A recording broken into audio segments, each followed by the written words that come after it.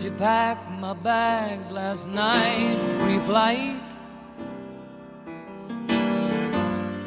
0 hour, 9 a.m. And I'm gonna be high as a kite by then.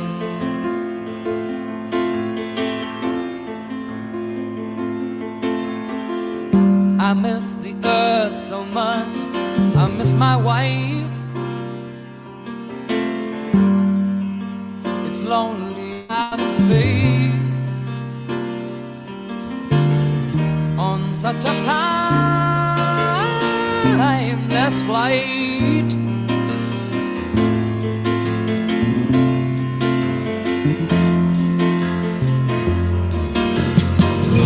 And I think it's gonna be a long, long time till touchdown brings me round again to find I'm not the man they think I am at home. Oh no, no, no, I'm a rocket man, burning out his fuse out here alone.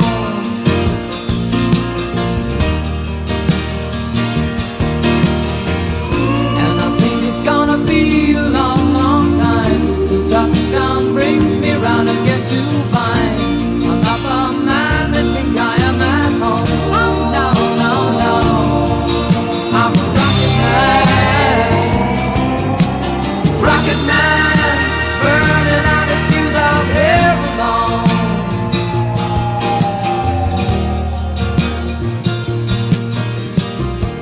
Mars ain't the kind of place to raise your kids. In fact, it's cold as hell, and there's no one there to raise them if you did.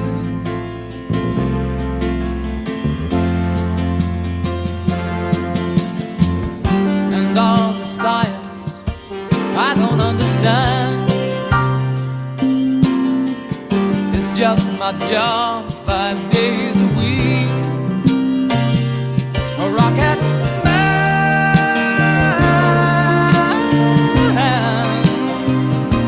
a rocket man.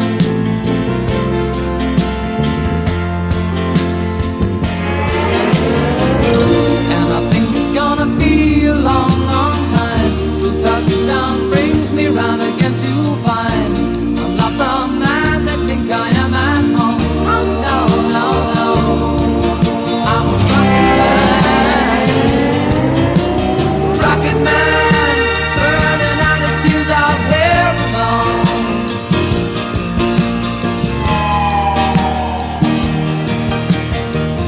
And I think it's gonna be a long, long time till touchdown brings me round again to find I'm not the man they think I am at home. Oh no, no, no, I'm a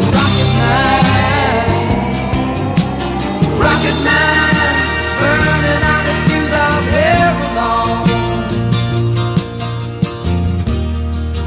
And I think it's gonna be a long, long time. And I think it's gonna be a long, long time. And I think it's gonna be a long, long time. And I think it's gonna be a long, long time. And I think it's gonna be a long, long time. And I think it's gonna be a long, long time. And I think it's gonna be a long, long time. And I think it's gonna be a long, long time.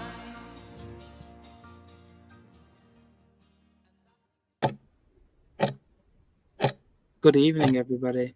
Good evening. Hope you're all doing well. On this, as Ali's already pointed out, windy Monday. It's been up and down, hasn't it? Some good weather, some bad weather. Just sums up the state of the weather at the moment. But I don't think we're here to speak about weather necessarily. We're here to speak about cash flow forecast, something I was going to say far more exciting than weather. Don't know.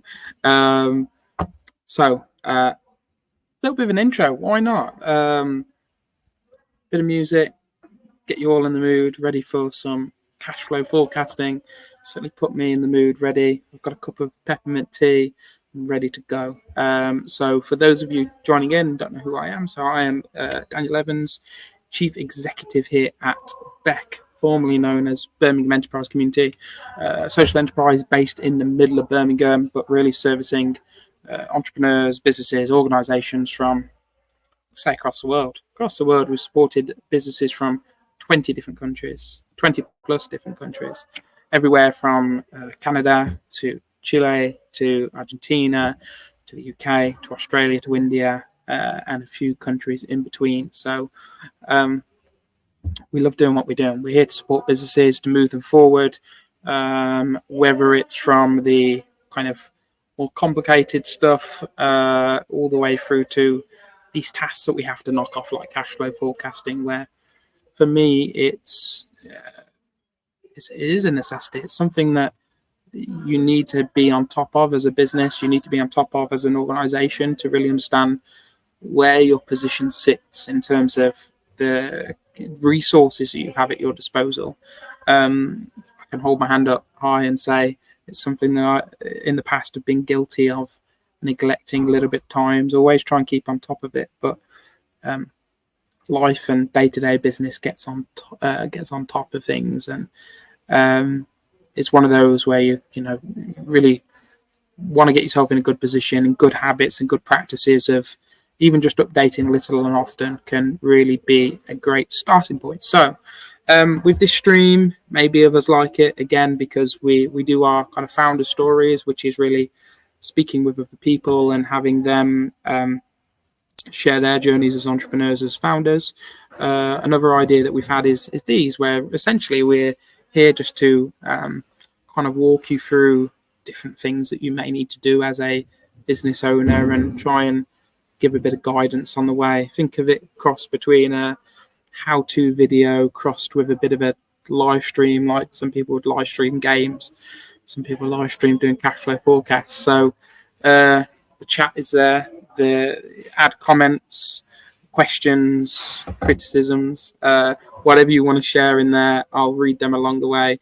That would be awesome. So do interact as we go, so that I'm not just speaking and ruminating to myself. So the way that I thought I'd do this is to kind of go over some of the basics of a cash flow forecast, is to construct a cash flow forecast whilst we're on the stream, in terms of how I approach it. Again, there's bits that perhaps people would do in different ways, bits that could be done in a better way. I think with all these things, there's never really a right or wrong. It's what gets the result, and which way leads you to the result at the end is really key. So if there's things that you find helpful, then that is the purpose of this stream. So a lot of background noise, people banging about. Every time that we do something here, that happens. We did we had some guests that came in and did a meditation session the other day. Normally this kind of time it's nice and quiet, peaceful, and there were people shouting and screaming, and absolute nightmare. So I'm going to share my screen when I can figure out how. Specific window and cash flow, and boom. Okay, so now you should see on your screen, I'm quite sure you can, this cash flow forecast template, which is really going to be what we're focused on today.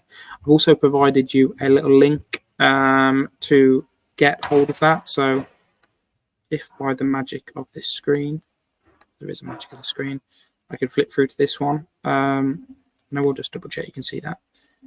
Yes, you can. As you can see, Ali commenting, hello Ali, hello Jack.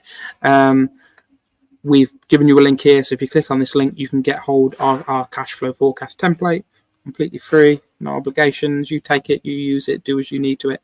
That gives you this version, which the reason it's slightly different to the other version is because we've highlighted the boxes that you need to fill out. So everything in yellow you need to complete yourself. Everything else sorts itself out. But I'm going to close that for now. Concentrate on this version. Same version, just without the kind of colorings. I'm going to construct cash flow on this, and do it along with me. Do it in your own time. Use this as a resource. Do as you need to do. So I'm going to do this, and again, some of this is kind of hypothetical. Some of this is based on how I like to do it. Let's break it down into the basics. So really, what we're looking at here in terms of cash flow forecast is, as it says, the cash flowing in and out of the business. It is predicted, so it is by nature of a forecast looking forward. It is something that's going to help you plan. It's something that's going to help you to make decisions around money. This is sometimes the hardest part, starting off from zero, thinking, where are we at? What are we doing? It's also for some people starting a business, because I know there'll be some of you who maybe are already up and trading and doing things, some of you who are just getting started from day one. Started from day one. There'll be a slightly different approach to some of this, and again, some things that aren't relevant, some things that are. But here, really, we're just starting for the basics. So, money in and money out, really important. Understanding what's coming into the bank, what's not. What's it going to help you do? It's going to help you understand: have you got enough money to pay your bills?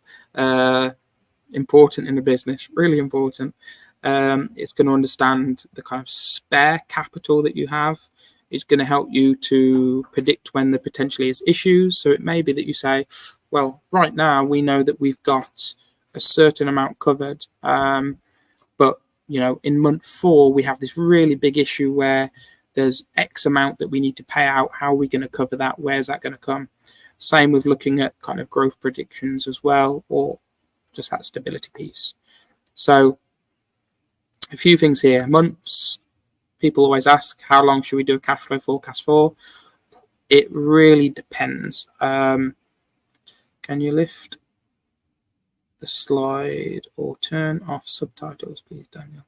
Sorry, I'm just double checking in here. I believe that you have to turn the subtitles off yourself. I'll tell you what I can try doing. Maybe that helps. It might help a tiny bit, but I think the actual subtitles you have to turn off yourself. Let me just see if I can just show you how. I'm clicking 500 things. So I think when you're in the video, this might make some horrible noises. If you click this CC button here and just press off, that's going to just get rid of those subtitles. And I will share the link again in this chat just so it's present. As I said, I did share it earlier, but I think it also hides itself a little bit. Let me just not that one. So it's this link here, copy link address. I'm just going to take it into here.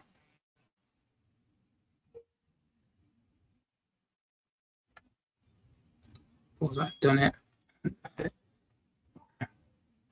I'm going to share this link again, just so you've got the link.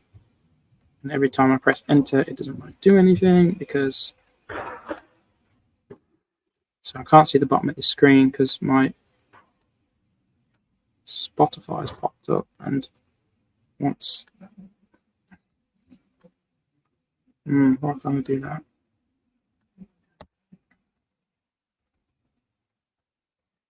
I press enter and nothing happens. This again. This sidebar. No, not that sidebar. You're watching me attempt to share a link, which is exactly what you want to see. Normally there's a little button there, but it doesn't want to share. I can. Oh, I wonder if I can reply to that. It doesn't want to let me do things. It's I'm pressing on everything now. It wouldn't be so bad if I had it in the background, but the fact that you can all see me mess this up is is the entertaining bit. Maybe here, there, go, reply. Look at that. Pro. Absolute pro. Okay, so now we're sorted with subtitles, with links, with that sort of thing. So number of months. This one's a 12-month forecast. Is quite standard. You could do it a bit shorter. I'll be honest, sometimes I've done ones that are 6 months, especially where I'm trying to keep it kind of bit in real time and update them little and often. I think that the further you go out from where you are now, the kind of more unreliable the later months are. So being able to guess what's going to happen between now and 6 months' time is obviously going to be more accurate than what's in months 7, 8 through to 12. So 6 months is a sweet spot for me, but I've done this as 12 because 12 is quite standard.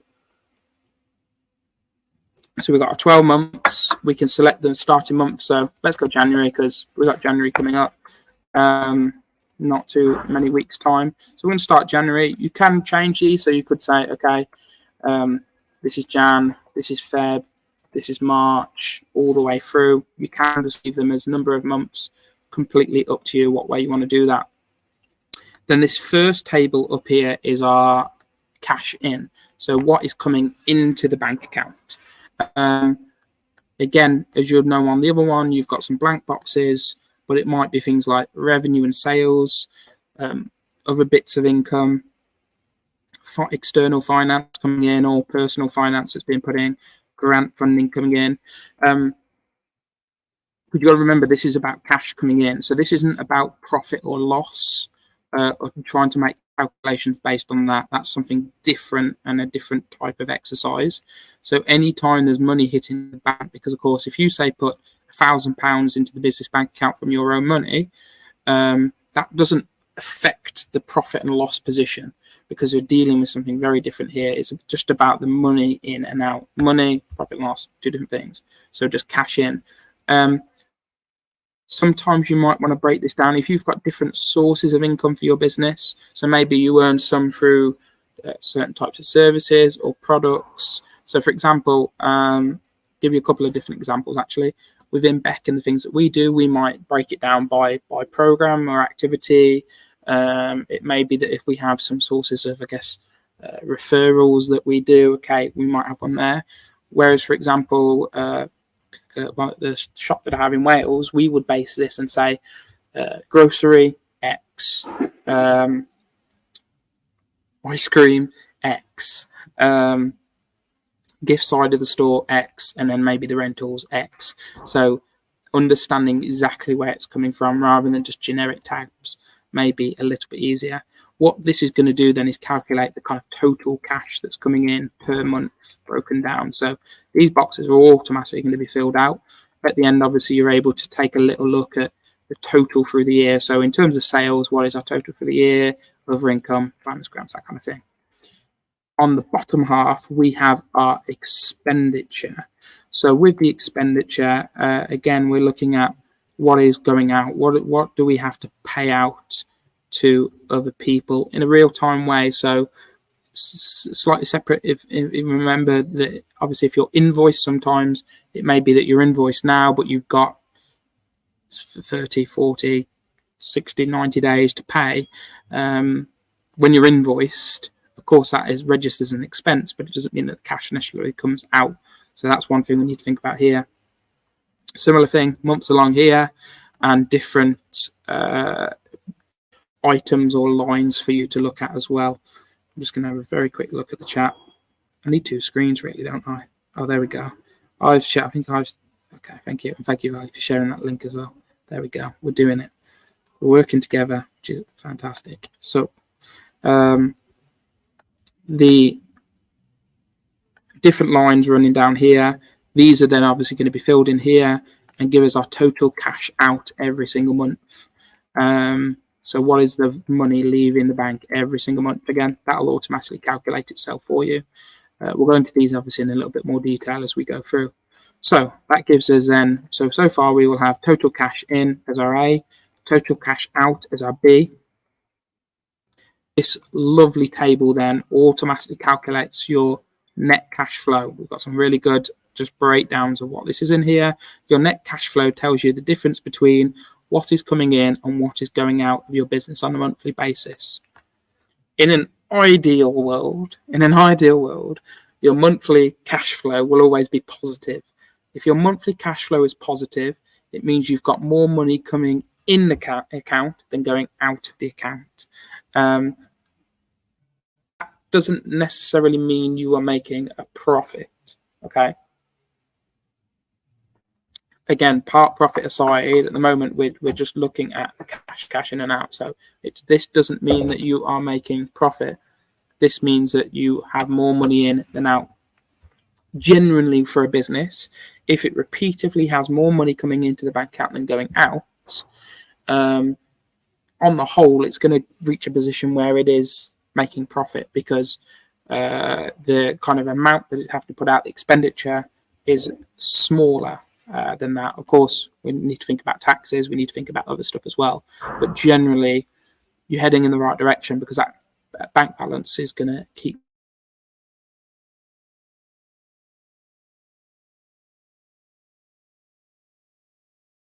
sorted in other months. Again, that will automatically calculate itself for you. So if I just put 600 in here just for a sake, this is going to turn red and negative in that case. If I'd say put up into the top here 1,000, okay, it's going to read then as a surplus figure. But as I said, it's just an example. We're going to go through it a bit more later. Then the bottom part is about your bank balance, because of course we want to know what's in and out of the bank as a total figure. This yellow box here is your starting balance. So month one, if we're going to say do this in January, 1st of January, what is that bank account looking like in the morning? If you're starting out and you're starting from nothing, again, this might be a zero, but if you have a figure, then put this figure in. What this is then going to be able to do is calculate month by month the different cash balance, because it's going to take a look and say, okay, let's say you say we've got £100 in the bank, for argument's sake. We've spent, say, £100, but we made £200. That means that, again, we had £100 to begin with. We've spent 100, but we've made 200. So we gained £100. So at the end of the month, we have £200 carried forward into the next month, and so on and so on. That's going to come to life a little bit more when we fill this out. Okay, fantastic. So generally, that's what you need to know in terms of how this works. We are going to fill this out and have a go with it. A couple of other things to point out. One is scenarios. So basically what we're talking about here is what you may want to do, and what we sometimes suggest you do, is multiple scenarios. So you may say, well, here's what I think is going to happen, scenario one. Scenario two is what could happen if we maybe trade higher than expected. If that contract that might come in, but we don't think it's going to come in, comes in, what will that look like? Scenario three, you could do then a third scenario about what if things are less than expected. And what we like to do with scenario kind of three is really look at what we call the break-even point. So the break-even point really looks at what is the point in which the business is able to kind of cover its costs. So, you will know that we need to make X amount of revenue in order to break even. Now, this is really important for you to know this, because you're going to be able to identify the months or periods where perhaps you're not making enough, or that you need to have a rethink in terms of costs and that sort of thing to really cover that. And that feasibility, especially if you're at that early stage, understanding, well, if we know that our break-even point is £1,000 a month, how are we going to get to £1,000 a month? Is it feasible for us to get to £1,000 a month based on what we're doing? Because if it's not, we're going to be in trouble. So here again, and you can copy this as many times as you want. So, clicking on and pressing duplicate is just going to duplicate this sheet again. Just want to hide that there. There's a couple of other bits I've included here that you may or may not use. So staff costs. So some people like to kind of calculate staff costs separately, have a monthly figure or maybe variable depending on the kind of business, and just put it into the account. What I tend to like to do is break it down a little bit more into the different roles. Hours, big one that we see people do is neglect things like national insurance and pension. Again, we'll go into that a little bit later in how to add that up. Startup costs, this one we'll cover off as well. Again, applicable if you're just getting started out, not necessarily applicable if you are already up and training and going and that sort of thing. The daily income one, this is actually taken from a bit of planning. Figures have changed slightly, but a bit of planning I did for a business where we're trying to look at that kind of break-even point. So we knew the kind of expenditure. So we were trying to look at how much income the business it needed to make in order to break even, based on different scenarios as well. So we're able to say, okay, well, scenario 2, we were having to spend this much money. Scenario 1 was spending this much money. So in both scenarios, what was it? So essentially, doing that allowed us to say, so scenario 1 has a break-even point of 18k. So that's per month. So £900 a day that business needed in order to cover its cost. So anything marked in green is above break-even. So essentially what we're saying there is if we know that that business needs 18k a month to run because we've calculated all the costs, in terms of everything that's happening, we need to make that. What we're able to do then is look at that and say, well, the average spend per customer. So this scenario was kind of retail based. What was that? So again, it was an early stage business where there wasn't a kind of this is what a customer spends per head. We could look at industry averages. We could do a bit of kind of benchmarking, but until that business traded, it was really difficult to know. So we did a few different scenarios in terms of what if it's £3, what if it's £4, £5, £6. As you get data and you're able to narrow that down, whereas somewhere like here at Tricorn, we'd be able to go onto our dashboard on our till system and see exactly how much our average customer spends, to the penny. That makes it a lot easier to plan these kind of break-even points. But in this scenario, it's just looking at a spectrum of options. We could then say, okay, well, how many customers per day? So not only do we know, okay, we need to make £900 a day, we know because our customers spend X, this is how many people we need to get through the door and buy things. So in these particular scenarios, again, if customers were only spending £3 a head, they needed 300 customers in order to generate the £900 to be at break-even point. Whereas if a customer was on average spending £5 a head, actually they only needed about 200 customers in order to reach that break-even point. So less customers needed for up the spend. So in terms of from a decision-making perspective, you start to see why this is important, because it's not just about, okay, how do we get more customers in? Actually, it may not be about more customers in. It may be, well, if we were getting 200 people through the door already, so 200 people in scenario 1, £600, we're way short of our break-even point. We're really struggling. How do we get the spend per head higher? Because we don't necessarily need more customers, which sometimes requires more budget, more marketing, more effort. Not always, but can do. So we've got to invest into getting there. Actually, to increase things like spend per head can just be about being a bit more clever. So in this scenario, our 200 customers, actually, we not only reach break even, we would surpass it if we could get them to spend £5 per head instead of £3 per head. So our strategic focus on what we need to do is not how do we drive an extra 100 customers a day. So, effectively increase up to, by 50% our customer base on a day. Actually, we just need to get them to spend a little bit more, an extra £2 every time they come in and visit. And this could be things like, so a really good example from our place down in Wales, we used to sell like small cone ice cream for the ice cream sales. We managed to kind of tip the average spend per customer in terms of ice cream up, because we had a small cone, a medium cone, one of those like double cones, a waffle cone, chocolate, all those kind of options. Loads of different units, which means from a stock perspective, you've got to stock all these different ones, different options, those sorts of things. What we actually found we were better off doing is we got rid of the small cone. So started at medium, so then you have medium, double, waffle, chocolate waffle. Actually, what that then meant when we scrapped it is we were selling to the same number of customers, but the average spend per head on ice cream increased just by making that one decision to scrap that.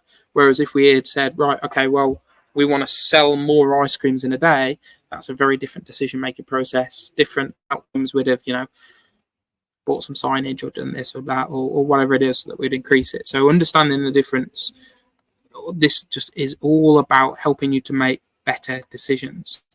I'm just going to check very quickly. No questions, no comments, no kind of things like that. So I really need 2 screens, but do share things along the way. So that was just an illustration there in terms of the kind of decision making that this allows you to do. If you didn't have this information in front of you and understand where the break-even point is and that sort of thing, how are you going to make that decision?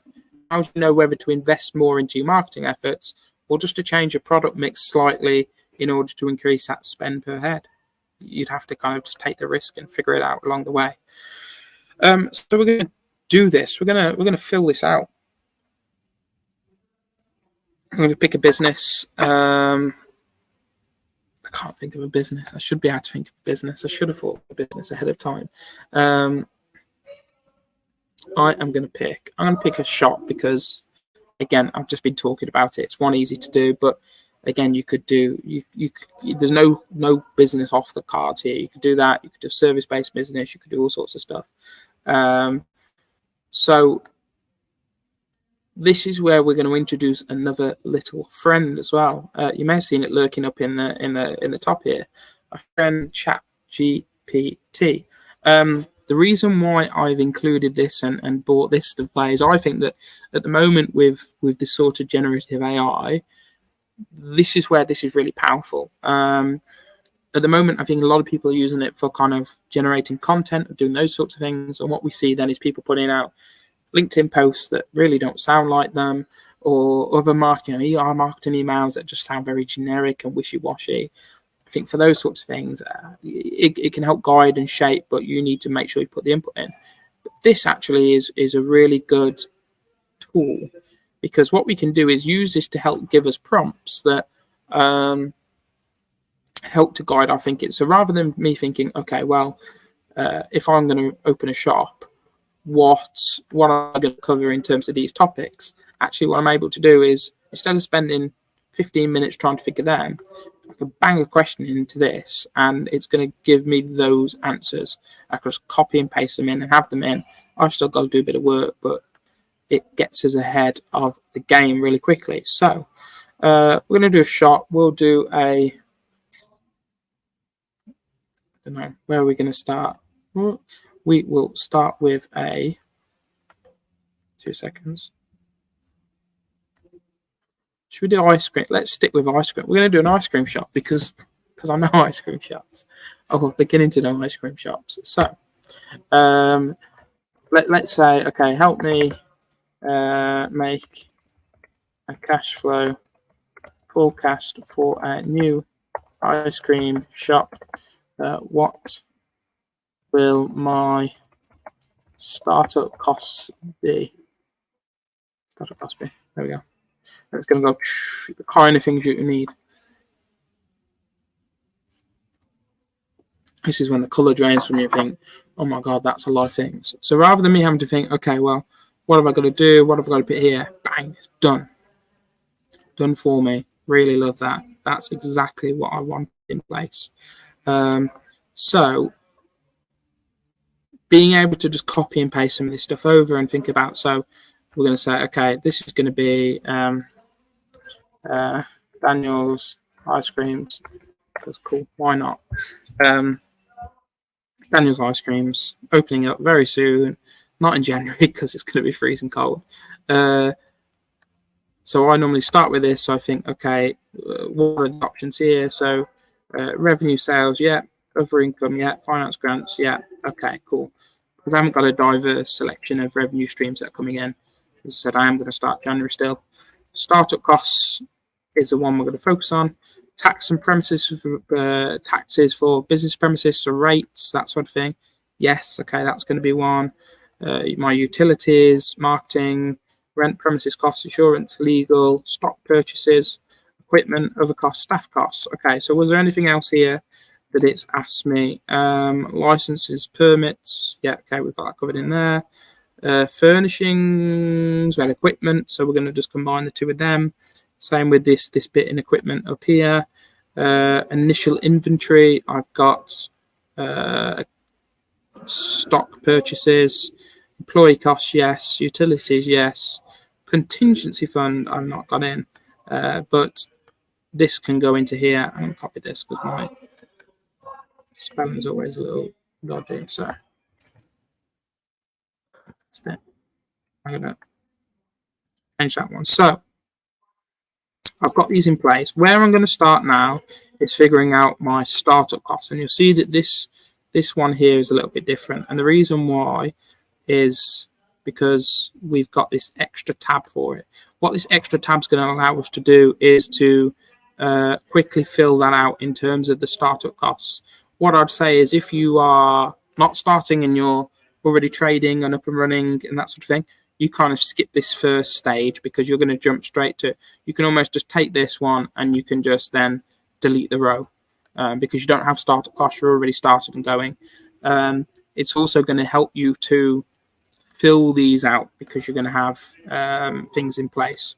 So startup costs, we're imagining here starting out from zero because, of course, if we were in a position where we were maybe purchasing a business, so rather than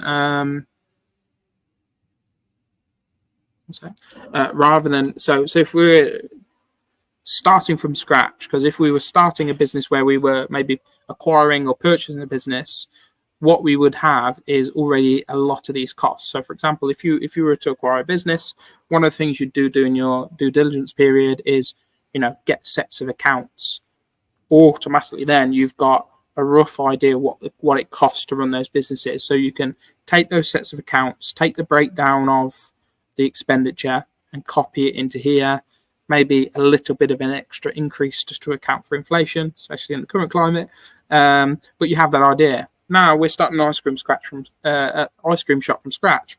We don't have a clue. £0. So our startup costs. So we are going to lease a shop. We need to fit that shop out. We need equipment. We need all of that stuff in here. So this has already given me some idea. So ice cream machines. If I'm going to make my own ice cream, maybe yes. Display freezers, refrigerators, point of sale system, utensils, containers, all those extra bits and pieces as well. So again, I would jump on here. So I think, going into Google and saying, ice cream machine, commercial freezer, point of sale system. So, going on to something like Square and saying, right, well, if I need a till system, okay, point of sales, what have they got? You can get started with this, have a look, figuring out how much it's going to cost you, because of course that's the key. That's just going to put me onto the pricing of the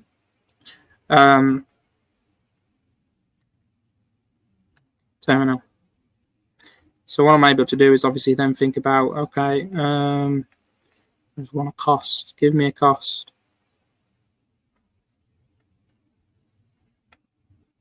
Oh, this for this. Some of these businesses are really great because they will give you, rather than having to pay, so I could buy this terminal here, which you kind of do manually. You really need a till system as well, or iPad or something like that. Rather than just paying up front as £149, I can actually break it down 6 interest-free payments for £25 a month. That's going to change it slightly because rather than putting in, so I might say 149 till system. These are obviously just representative because actually I need other bits of the till system, that sort of thing. Actually, if I decided that I was going to do the interest-free payments instead of that £149, I might just say till system payment 1. That's part of that initial startup. So actually, that saves me a lot in terms of these startup costs. What it changes in terms of here, oh my God, it's not changed. Why has it done that? There's a big 0 in there. Maybe I just need to reformat that because I've taken out a. So I need to go equals, jump across to this one, jump across to that. Done. There we go, £25. What I need to then do is add this on 25, 25, 25, or I could have put these into the equipment costs, startup costs. Obviously, equipment I'm counting in that startup costs, but I don't need to put it in twice. So I wouldn't need to then put my 25 here and 25 here. It's only one. The reason we've separated this out is because your startup costs are just in terms of day one. So opening the front doors, what do I need to pay?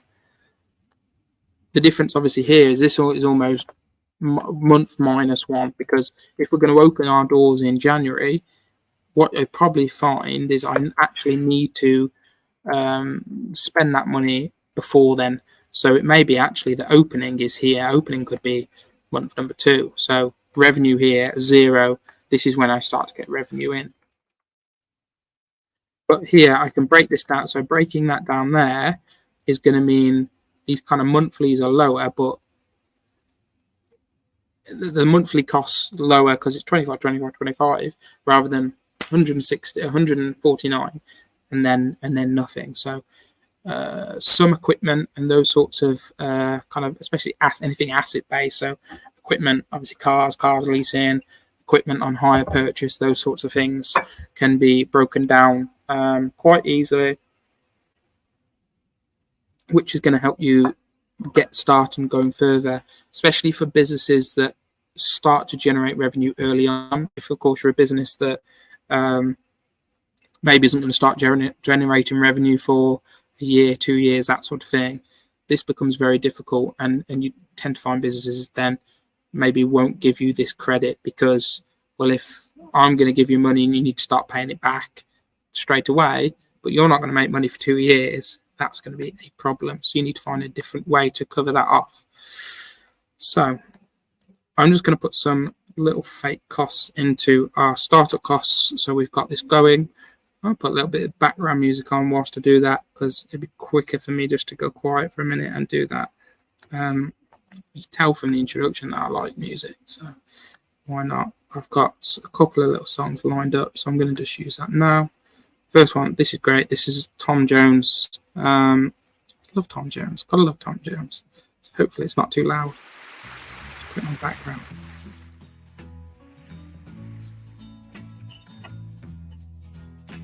I think that's fine. That's fine with background.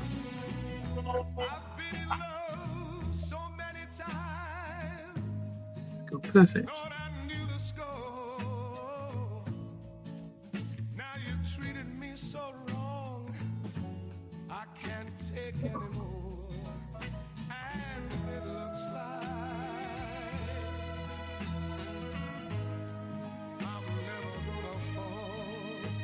Of course, what you would do normally with this is do the actually go on the website. So go on a shop fitting website, get a quote, commercial fridge, so a Nisbets or someone like that. Again, get the actual price. I'm just doing this just to illustrate it, but Google is your friend with this. You can just kind of go on and do it.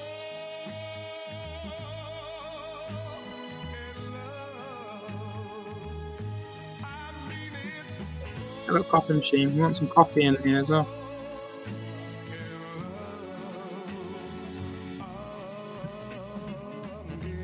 Then I need a grinder because coffee machine, you're going to need a grinder.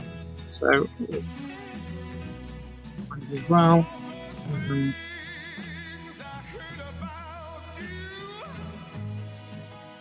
Freezer, maybe freezer.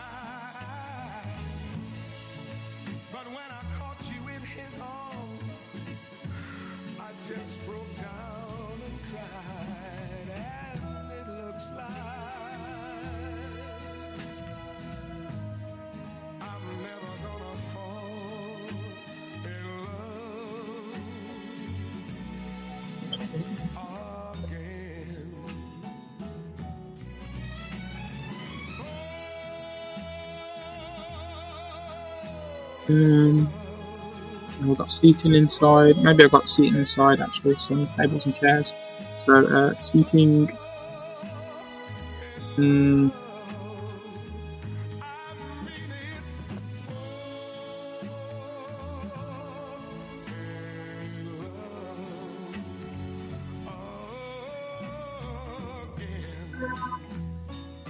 Do that as an example. So, a mix of items here. Again, let's say you started up as a marketing agency. This might look a little different because you might then have laptop, business cards, website. You might outsource a website, get somebody to build your website. Marketing agencies, obviously, you do it yourself. Other little bits like that. Same with if you're starting a gardening business. It may be a van, a lawnmower, a set of garden tools, those sorts of things. So different bits. I feel like leaving the baby's gone now. But let's pause it for now so we can come back and bring the focus back. Okay. Fantastic. So we're now at this stage where we've got a figure in here. So we've got our 25s here still. I am going to zero those. So we've got a big ass cost there. And of course, that's natural. If you're starting a business, especially something like this, you're going to have a massive cost out front there. Of course, what's that going to do to the cash flow? It's going to hit the cash flow hard because we've got 22 grand coming out. Taxes for business premises. So we don't know where our business premises is or what we're doing. Again, and especially at this stage where it's hypothetical and you're figuring out, well, again, can you just jump onto something like Rightmove? You can already see that I've been searching commercial property. Commercial property to let. We're going to go Birmingham. Birmingham, because why not? We're opening an ice cream shop in Birmingham. We're going to rent. Obviously, some people might want to buy, but we're going to rent. We're going to say within 1 mile because it's probably going to come city centre wise. Again, if we've got prices, those sorts of things, we can do that. If I put this on, no, sorry, I'm on the wrong one. I just need to flip across to commercial property. So we're on commercial property, Birmingham city centre, within a mile of the city centre. Great, okay. What we probably should have done there, actually, sorry. If I just go back, is property type, retail. So obviously there's certain bits of property that we're not interested in. So what have we got here? Restaurant with canal side frontage, back of the Symphony Hall, mailbox. Okay, interesting. Park Regis across the road, underneath there. Restaurant there. Aston Place. So again, trying to think where we could go. Jewelry Quarter, go. Travel shop. Let's pick here, right on Corporation Street. Okay, so this is what it is at the moment. Nice little unit. Okay. So obviously with these types of things, straight away here, per calendar month, we've got a cost. We've got a cost for that. We obviously need to figure out, is this a suitable property? So based on the size of the property, again, looking at that, looks a fair size, looks like you could kind of do that thing. Again, if you pick out the brochures, this is going to break it down a bit more. So all your information in terms of what that cost is. This doesn't have too much information actually on the main bits of the building, but you would look at that, go for a viewing, do all those sorts of things, have a look at the footfall. You know, in Birmingham, we know somewhere like Corporation Street, just around the just again across from the station, you'd get a reasonable footfall there. You know, the costs, bit of a breakdown in terms of size. Obviously, the basic one in terms of this, and we know that 4,162. So we would then say this needs to go into rent or premises costs. So bang, we've got a real cost in there. We can then drag this across because we know that we've got the costs there, 50k, which was what they said here. Yeah, 50k per annum. The thing obviously to watch for things like this, just tenancies and lengths of tenancies and those sorts of things. But you'd want those kind of things anyway. Short term, 6 months, so we could just sign up 6 months. Obviously, if we're doing it up though, it's a little bit different. So the other bit, and there is, I have seen it somewhere, is looking at the utilities. What you could do is get a utility, so you could get the premises here. You could then go to a provider or a broker for utilities and get some quotes from them. Usually what they can use is, so if you're starting, if you're already trading, obviously they would look at what you're trading and the amount you're using utility wise. They also have industry averages, so what they could do is benchmark off an industry average, and they may say, okay, based on the industry average, it's going to be, I'm just going to use 500 as a figure, but say £500 per month, and you could say, great, thank you very much for that. That's going straight into my cash flow forecast. The other one, obviously, really important here, taxes for business premises, rates, that sort of thing. As I said, I saw a rateable value. I think it was in the brochure.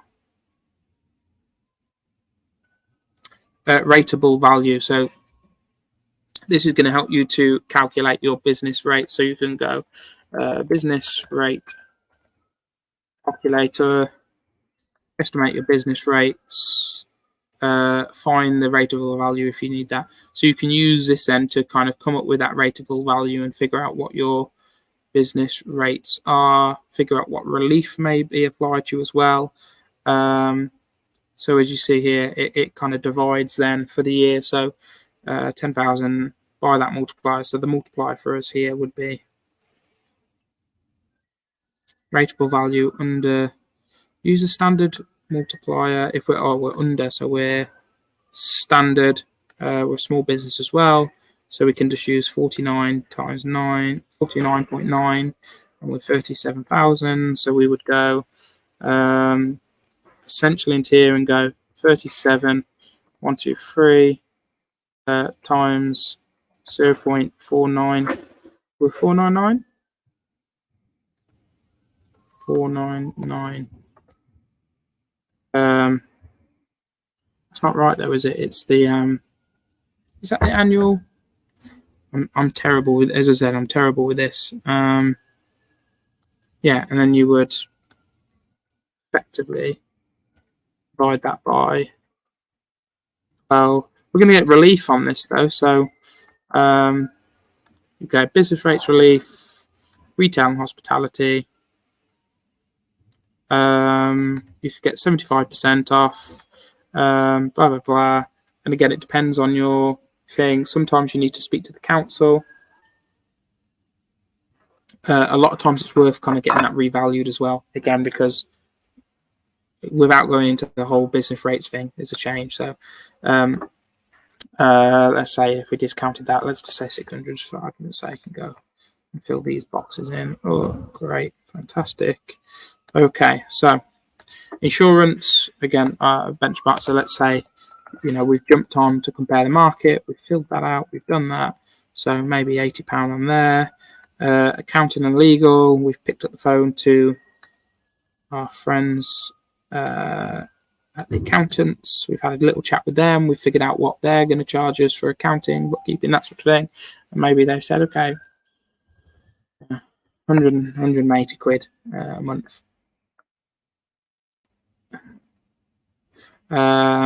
Stock purchases, again, figured about that. Equipment, maybe we haven't got too much in there because we've bought equipment up front, but we may think, well, after 6 months, we might want to buy an extra piece of equipment. So we may kind of earmark that we've got £1,000 there. Again, that could be broken down if interest will allow, but we know we're going to get something in here. Other and contingency, putting in a contingency budget is always a good idea. But again, at this stage, it's like, how much do we contingency? Do we put £1,000? Do we put £100? Do we put, and there's no kind of, there's no easy way to determine that. Sometimes obviously you could do it as a percentage of your costs or your revenue, But again, the reason you need to put a bit of contingency in is just to make sure, again, it gives you that buffer. I would always say, big thing here is overestimate your costs, because if you think, okay, it's going to cost us, almost 4,200, so you could start actually saying, we're going to round some of these up just so that we've got just a bit of extra buffer. The more you do that, because if you've put these like this and you spend less than that, happy days, actually your cash flow is better than you expected. That's far better than the opposite and understating these costs. So always use that level of prudence where you kind of overestimate what your costs are going to be, is something I would say.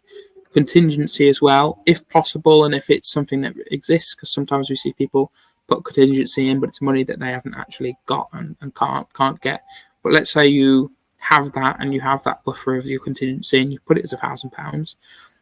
A really good idea with that is to put that aside. So if you don't spend your £1,000 contingency, I would suggest reallocating that. And again, some people may say, well, maybe put a bit more into marketing spend and resourcing that way.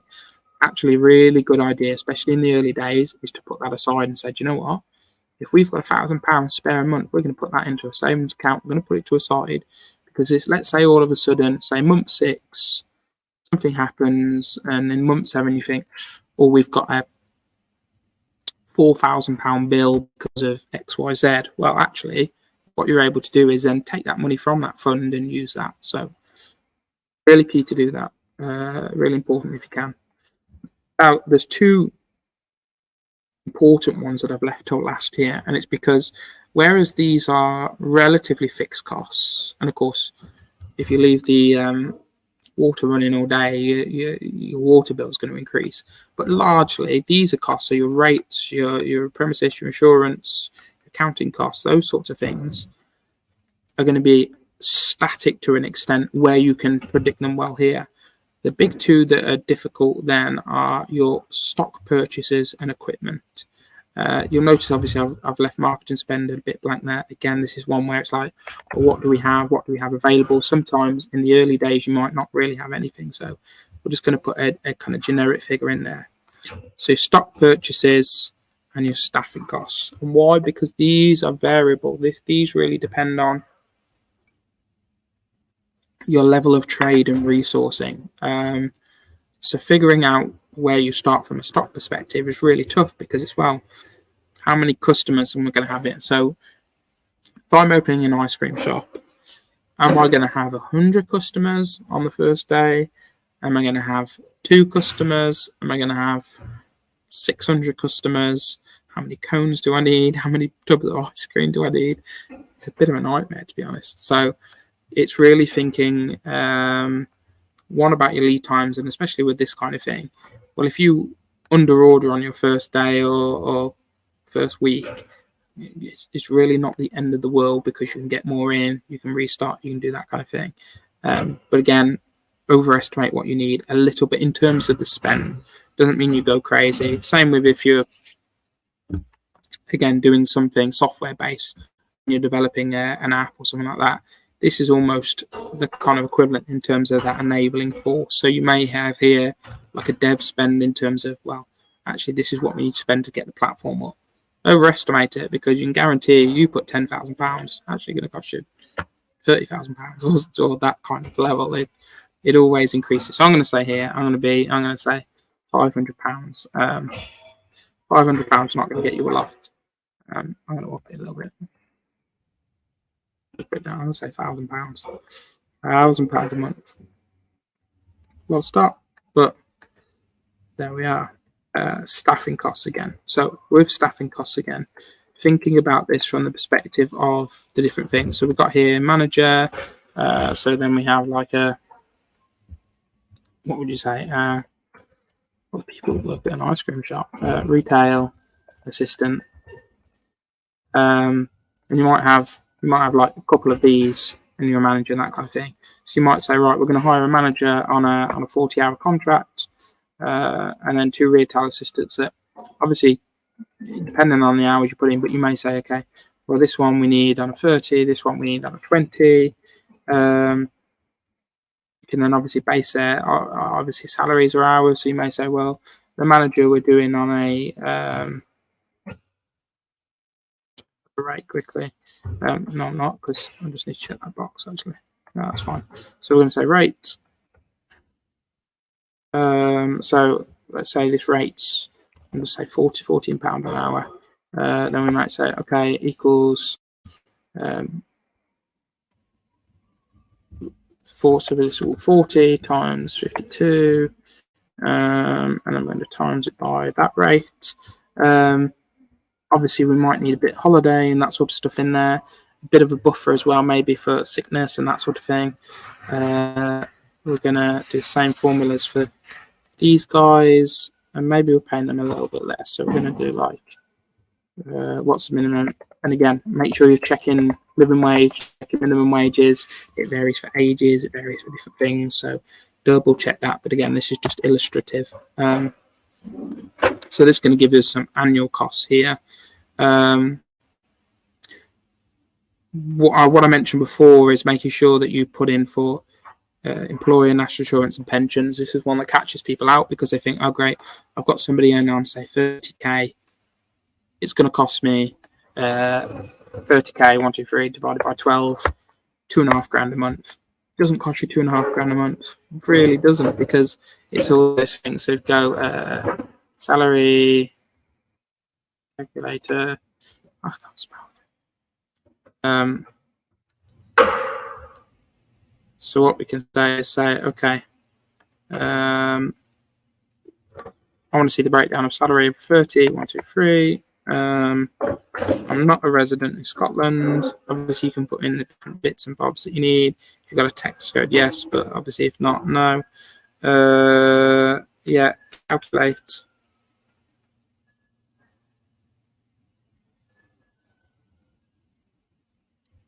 So I just realised this one doesn't give you. Shouldn't it? I'm sure it is this one that gives you the.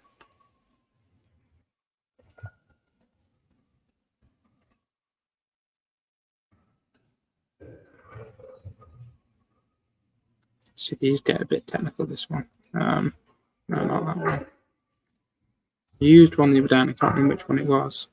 That just gives you a really nice salary. 30, 123. Nah.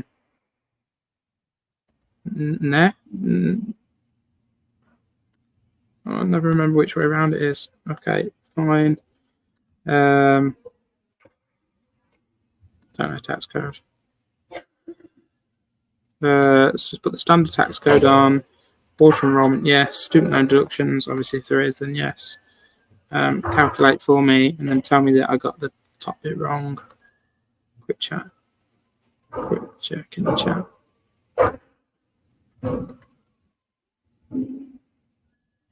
Okay, it's loading. Pay frequency, monthly. There we go, that'll help.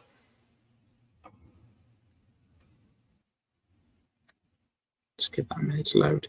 But essentially, once these are added up, because it's going to do that plus that plus that, autofill those, and then that divided by 12, autofill those, done.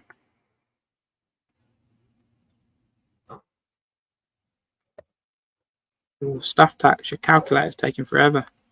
Now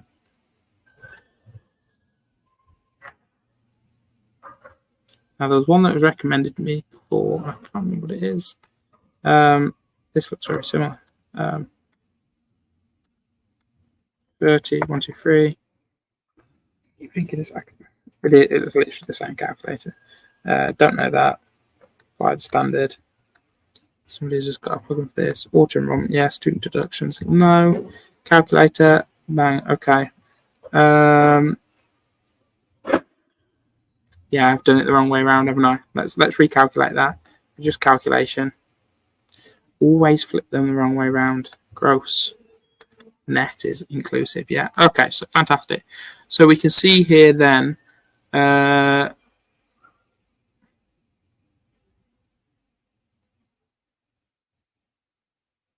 That's not right. Done it again. This person's on 360k a year. Didn't it ask me my pay frequency annually? Okay. I did think when I was staring at it as a 4k, right, that's better, that's done. So here we go. What's that then allow me to do is say, okay, well, that's my $2,500 per month that I said this would be if I just divided by 12. Actually, I can see here when we've added the employer at national insurance, because remember, as an employer, your employee pays a contribution, but you have to pay one as well. Same with the pension. It's actually $2,800 a month. So I'm going to go 240 into here. Employer NI, 240. Employer pension, £59. Monthly cost is wrong.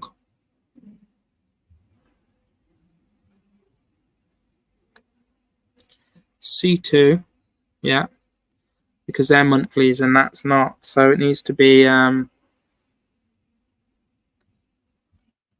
actually, so what it is it's the annual rate divided by 12 plus employer NI plus the pension, which would be, yeah, just short of that. So that's fine. Then I need to go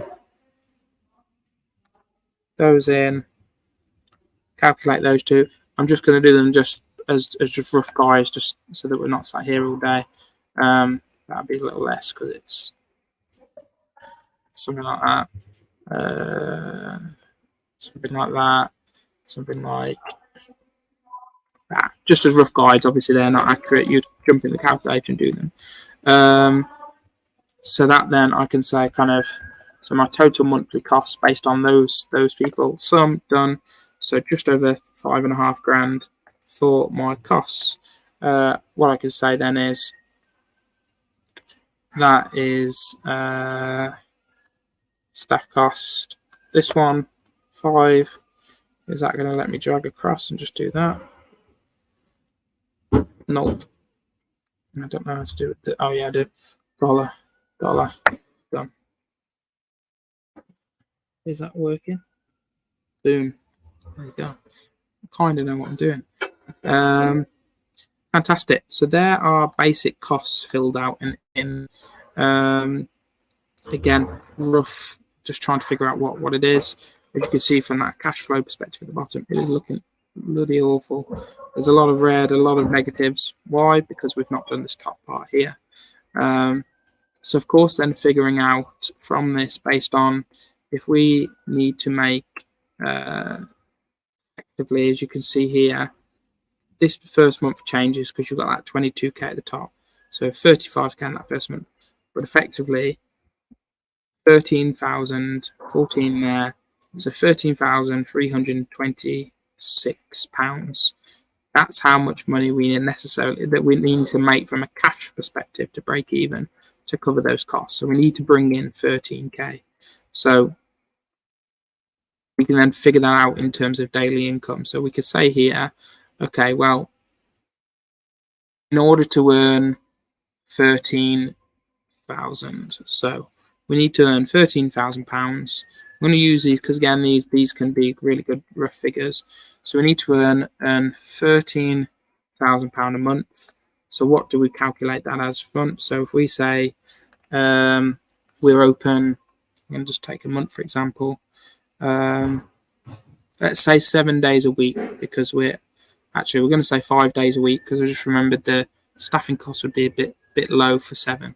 We're going to do 5 days a week because we'll maybe close Monday, Tuesday. So 1, 2, 3, 4, 5, 6, 7, 8, 9, 10, 11, 12, 13, 17, 18, 19, 20, 22. Probably open 24 days. 24 days roughly that we're open. So we're going to go this divided by 24 days in the month. So £555. So we know from this then we need to make £555. So if they're spending £3 a head, 555, okay, we're going to need 2 customers there. If they're spending £4 a head, somewhere in the region of 150 customers. If they're spending £5 a head, 125 customers. If they're spending £6 a head. Okay, 100 customers. And I know I went to a ice cream place in London. What it's called?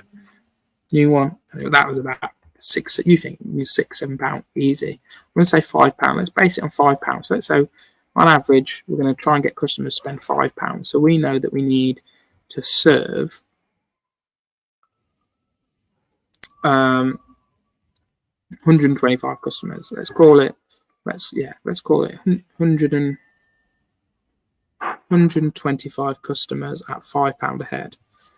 So when we start to think about revenue, and what we're going to do here, we're actually going to say we're not going to open our doors till month 2, because the first month, we'll open our doors in month 1 just because I've done all the costs for it. So we're going to start opening here. So we're going to say, so our customers are going to be spending £5 a head, 125 customers. So we're going to do £5 a head times 125 customers. That gives us £625 a day. Okay, fantastic. We're then going to do, so we're going to times that by the number of days that we're open. And we said that we're open for 24 days, right? 24 days, that gives us 15 grand. Fantastic, straight in there. I'm going to stretch that across. 15 grand, all sorts over. So in terms of our revenue, we're going to cover that with 15 grand a month. Okay, we're still very red here, but not as red as we were. If you notice, in terms of the cash flow here, on a normal month, we're actually in the positive. Apart from that month where we've got an extra £1,000 coming out equipment wise, this also, remember, is our contingency as well. But there's a couple of things obviously I've not accounted for here. Number one is any growth. So what we're assuming is we're going to open bang at that number of customers on month 1, and that's it. Number 2 is any sort of seasonality. So are we going to sell as many ice creams in January as July? You wouldn't expect that. And also, and importantly, I've not accounted for this massive £22,000 of costs at the start, which, as you can see, means that we've got negative cash flow of 20k in the first month still. Absolute nightmare. What are we going to do about that? So what we're going to start to think about is that seasonality. So and the kind of growth aspect here. So we've said, okay, 15, we're back at 15. We've then said that I've realised how wildly inaccurate this is in terms of the stock purchases now. Again, £1,000 into 15, great, but that would be some margin. So that would need adjusting a little bit, which would change the price point. But again, this is just examples. So we're going to say, okay, 15, fantastic. Maybe that month we do 15 as well.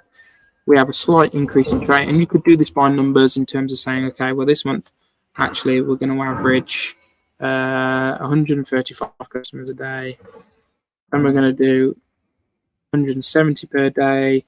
Then we get into May and it starts warming up, so actually we're going to shoot up to 150 customers. 170, no, I need to do more than that. We're going to shoot up to 200 customers a day. And we're going to do 220,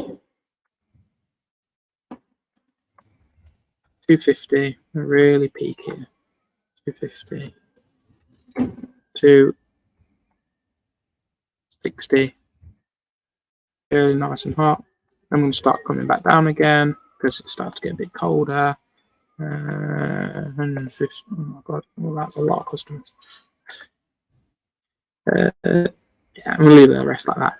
What we would need to look at and go and do is based on that split. So if we were doing 1 into 15, obviously we'd think, okay, well, that margin is different. But here, then, it's adjusting these. So actually, we're going to need slightly more this month.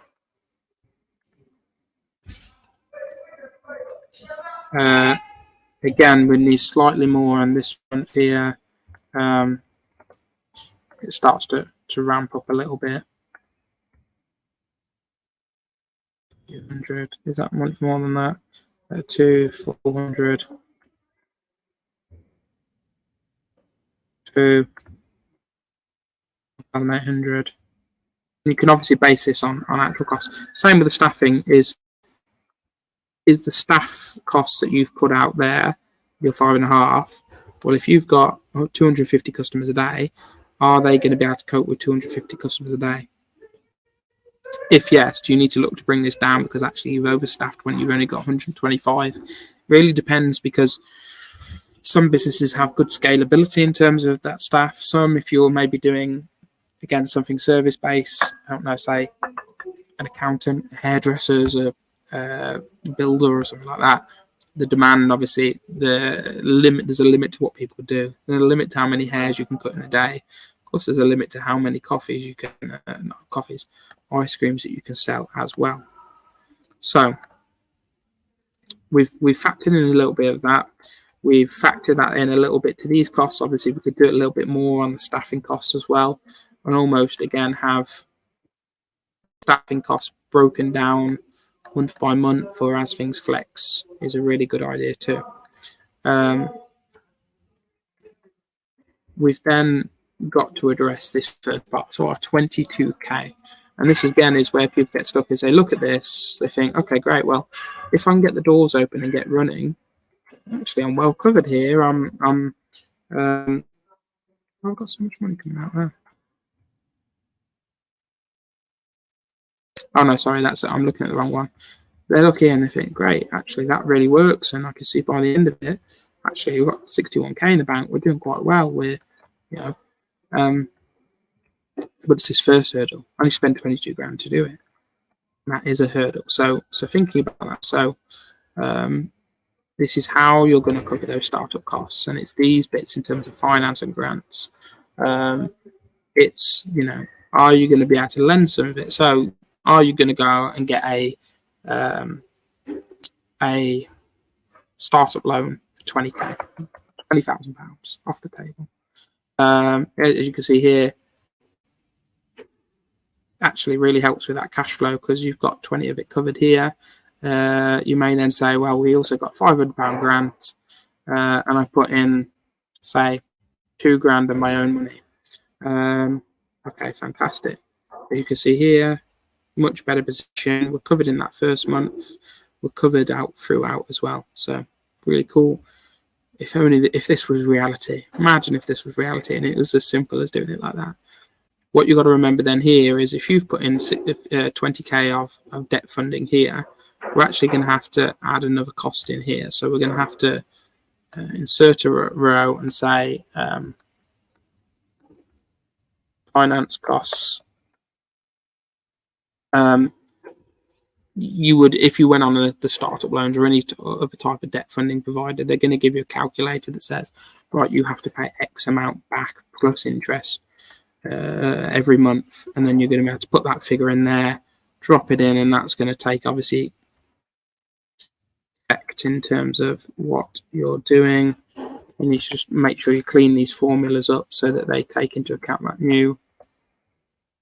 I can't believe I just did that. Equals sum. No, that's got it wrong. It's to 33. Really being able to understand, can you afford those monthly repayments? Doing this exercise and having this in place. And now if I went to finance and did that, okay, well, this is one bit that's going to help me, where I can say, look, this is what we're earning. This is how much all my costs are. Here's my repayments to you. Here's my ability to repay this back. And they're going to look at how accurate is it? Is it likely? Are you really going to have months here where you're getting 15k coming in? Of course, as I said, the reality is these stock purchase prices would be a little bit higher. Some of the staffing would be a bit higher and that sort of thing. Other costs always pop up. It doesn't matter what business you run, they pop up and they come and punch you in the face when you don't expect. So the reality is it would be great if it all worked like this, but it doesn't. But it starts to get me to that decision making is, how much money do I need month one? How much money do I need to keep the lights on? How much money do I need to make sure my staff are paid at the end of the month? Where am I going to get that from? What's the timing of that?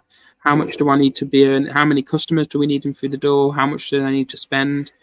If I hadn't done this, I wouldn't know. I'd be in the dark. I'd be having to guess. So really important exercise in doing this. So this then, effectively, I have a cash flow forecast. There's, of course, a few bits that I've missed out here. So if you look in terms of we're doing 250K, okay, well, we're going to need to be VAT registered. So again, another one that we're going to have to enter here is our VAT, obviously looking depending on your industry and what you're doing. So that, well, I'm going to have to pay 20% of that as VAT. See, it starts to sting you now. So automatically, that VAT goes in there. That's got to go back to HMRC. I need to adjust that formula once again and say it's actually 34 now, and then we go plus. Okay, it doesn't start to look as good now because I've got a little bit of a shortfall when I've done this here. I've got a little bit of a couple of months here where I'm thinking it's not till we start to get into the summer that I actually start to make money. So you can, just by missing out something like that, or missing out, a little bit of this, a little bit of that, it can look really great and really appealing. But this actually starts to look much more realistic, because all of a sudden you understand that running an ice cream shop in these months is a little bit problematic through till March. You then start to get April, May, June weather, July, fantastic, great. As soon as we start to hit October, November, December, it starts to go a little bit downhill. But maybe you've built up that buffer and you can kind of get through. Oh my God, this feels like my life at the moment, but that's another story. So you can see how this is. Now, one of the things that the cash flow, when done in this way, doesn't necessarily give us a steer on is that kind of time is in real terms and in real life. Actually, what we know is that's done once a quarter. So we don't pay a monthly VAT fee like this. We can, and we can put it aside once a quarter, and it's probably good practice to do so you don't spend your VAT money. But actually, we know that, okay, we've registered with VAT, we're VAT effective from the 1st of January. So we've got 1, 2, 3 months. In the 4th month is probably when we're going to do our VAT return. So 7th of April, we're going to have to pay £3, 6, 9, £9,240 is going to come out then rather than then. If you look at these first few months here where we've got negatives, and we're just going by, actually, if we say we're 9240 and we're 000, wow, look at that. This month changes, but all of a sudden, rather than us being in a negative bank balance for the first 4 months, we cope, we get through, and we get to this point where, yes, we've got a negative bank balance, but we've built up a little bit of a buffer and it comes out. This is how cash flow works, understanding the real timing of how things work. But actually, if I plan for this eventuality where that money's gone and I need to put that money aside and do these sorts of things and move things about, that's going to put me in a kind of better mindset to really get through this, rather than thinking, no, we don't need to worry about that too much. Look at that. Look at the difference that makes. And again, I could do the same here and say, okay, 1, 2, 3, money comes out here. 1, 2, 3, money comes out here. Same with, again, things like my stock purchases as well. I may be putting out stock purchase different here, but actually, this might be actually the £1,000 is spent here. I don't spend the £1,000 here. Again, that makes a difference there, because actually I have 30-day credit terms. Unlikely, obviously, with a brand new business, but things are possible there. Same with staffing, is actually that £5,566 isn't spent in January. That's when it's incurred, but actually, let's say you're paying on the 1st of the month. It happens on the 1st of the month, so bang, we move that, because actually we paid out on the 1st of the month. The thing that this doesn't account for as well is this business, obviously, we're expecting that every day that we're open, every day that we're trading, we're earning a certain steady amount. Not all businesses have that luxury where they kind of have this regular trickle coming in. We may earn 15. So let's take, again, use some personal examples. Let's take BEC and what we do here versus Tricorn. Let's say we earned a certain amount each month, and that those months were the same. They're two different businesses, two different stages, but let's say they were the same amount. They both earned, figure out of thin air, 10K, for example, a month. 10K coming in 5 days a week, Monday to Friday, in a trickle is very different to a business like BEC, where it could be, 10K that comes in on the 2nd because that's when that invoice was paid from, an organisation that's contracted to deliver a program, but then nothing else comes in for the rest of the month. This affects then, because you can get really micro and say, well, utility bills go out on this date, rent premises cost goes out on this date, this goes out on this date. So really understanding that cycle of cash from almost a 30-day perspective becomes really important then, because this gives us the big picture for the strategy, the planning, the decision making. But from a day-to-day management of the business, how we break this down in terms of, okay, well, when are these going out? Because stockpiling this, doing that is really key. But of course, we can go as micro as we need to on that. So we have it. We have a cash flow forecast here that will allow us to make decisions, to do a job. Of course, as I said, again, if we were not doing this from a startup, we might say, okay, well, that's a zero because we've not got that. We don't need that in. We don't need that in. We don't need that in. We're trading from about, so maybe we've got a little bit of money in the bank already. Again, it becomes a different type of thing because we're looking at how the business is running. These may be historic costs because you've said, well, we already know we pay £80 a month for insurance. So going forward, it may be there. Maybe we renew in June and then we know that they're going to do us over and take us up to 88 quid or something like that. Not 8 quid. Who's paying 8 quid insurance? Those sorts of things again. So understanding those changes, understanding the dynamics of this. And this is why, we could come back to this a month later and see that things have changed and costs have changed. Our suppliers rang up and say, hey, we gave you we're increasing our prices 10%, whereas before we used to be, this much per tub of ice cream. Actually, we've changed this price now. So understanding that is important as well. Same with legislation. For example, earlier this year, we had a rise in national insurance, rise in the minimum wage for certain people as well. So again, if you're paying staff, £9 an hour and the minimum wage goes up to £10.40, well, all of a sudden we know this month that needs to go up. Same with the NI. If we know now we're paying a different NI rate, that needs to go up. If they all of a sudden decide to change the VAT to 25%, again, that needs to go up. So keeping on top of this and changing little and often is really important. But you can see how this helps us to make decisions and really run our business in a better way. So I don't know if there are any questions left. Obviously, we've gone on a little bit now. We've been at it, doing our cash flow forecast for an hour and a half. It feels like forever. I'm going to stop sharing my screen. I'm going to go back to myself for a minute, see if there's any questions that come in. If not, then I can finish for the day, which is always great. We've got a busy old week this week. We've got a few little bits coming up, some really great stuff this week. We've got National Enterprise Network Conference next week that we're going to, which is always a really good bit of fun and a good look at kind of what's happening from a business support perspective, the landscape, changes that are happening and that sort of thing. So I'm really looking forward to spending some time with the various members of the National Enterprise Network. We've seen quiet on questions, so I think we should be okay. Plus people are piping up and shouting and all sorts of things. So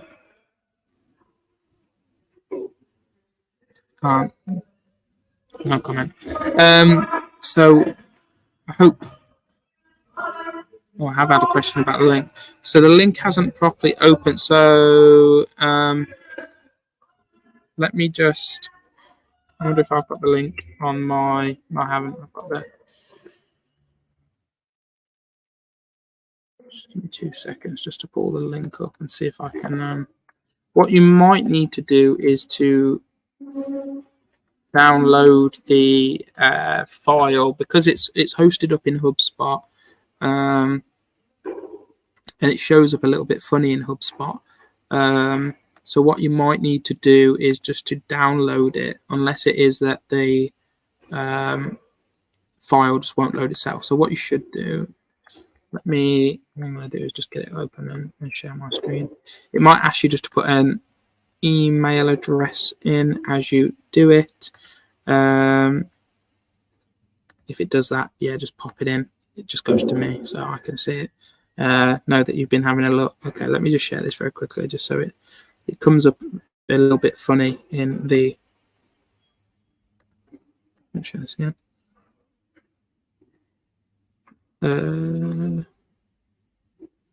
Window. There we go. Yeah, so when you put it in, it may come up like this and it looks a little bit funny there, but all you need to do is if you press download, it's going to download it as a, because look, it's broken it down over 21 pages here. I think HubSpot doesn't really like hosting it. It's really good for PDFs and Word documents, but these kind of thing, I think it just breaks down. So if you press download, it'll download it as a Word document. Obviously, if you don't use Word and you use Google Docs, you can upload it into your Google Drive and work on it that way. Most of the formulas obviously should be on there. Any of the new ones I added in on stream, obviously you can just kind of copy from the stream. Wonderful. I can see that worked. Fantastic. Well, there we go. I'm half done. If there's any other topics you want to cover, any other kind of how-tos, then really would like to do so. So any suggestions, ideas, that sort of thing, just let us know. Been a pleasure as always. Really hoping to catch you all very soon. And take care. Bye, everybody.